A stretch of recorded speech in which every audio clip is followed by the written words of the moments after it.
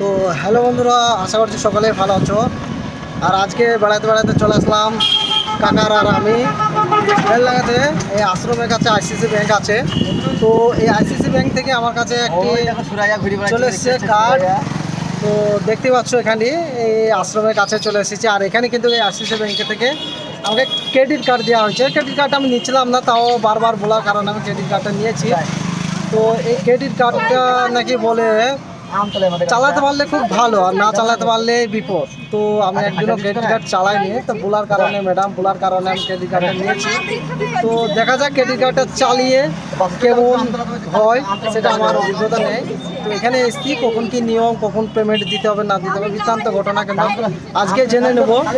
তো সকলে কমেন্টে জানাবেন ক্রেডিট কার্ড ভালো না খারাপ।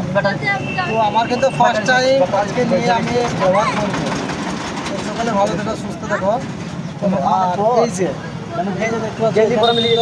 ব্যাংকটা রয়েছে, তো ভালো লাগে থাকলে অবশ্যই লাইক শেয়ার দিয়ে পাশে থাকবেন।